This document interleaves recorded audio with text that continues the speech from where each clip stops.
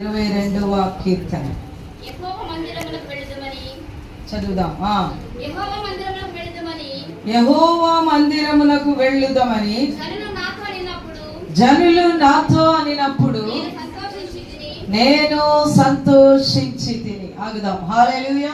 ఈ మాట నా వెనక చెప్పండి. Look at me. నన్ను చూడండి. అందరు ఎంతసేపు అటు ఇటు చూశారు. నీకు నువ్వు చూసుకుంటున్నావు, ఏదేదో ఆలోచనలతో ఉన్నావు.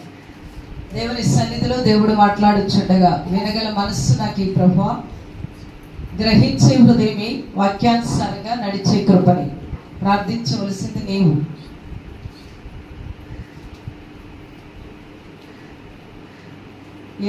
ఈ ఆగస్టు నెల మొదటి పునరుత్థాన దినమున ఎంతమంది జ్ఞాపకం చేసుకున్నారు? ఈరోజు మొదటి పునరుత్థాన దినం. ఆగస్టు నెలలో దేవుడు 3వ తారీఖు ఉదయకాలం ఆయన మందిరానికి వెళ్ళే కృప నాకు ఇస్తున్నాడని, ఆయన సన్నిధిలో నేను సంతోషిస్తానికి వెళుతున్నానని ఎంతమంది సంతోషంతో వచ్చారు? చేతులెత్తి దేవునికి స్తోత్రం చేయండి. హల్లెలూయా. ఈరోజు మన వాక్య ధ్యానము కూడా అదే.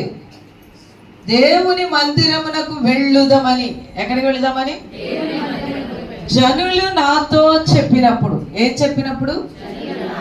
ఏం చెప్పినప్పుడు?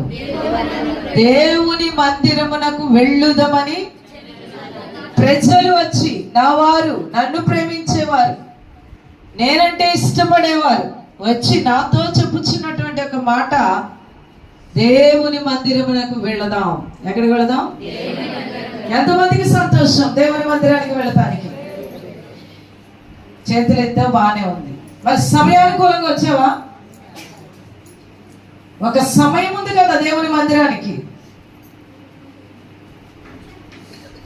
నీ వ్యాపారానికి టైం ఉంది, నీ వ్యవసాయానికి టైం ఉంది, నీ వెళ్ళుచున్న కూలి పనికి టైం ఉంది. మరి మందిరానికి టైం లేదా? నిర్లక్ష్యము చేసిన వారిని నేను నిర్లక్ష్యం చేస్తానన్నాడు. నన్ను ప్రేమించు వారిని నేను ప్రేమిస్తానన్నాడు.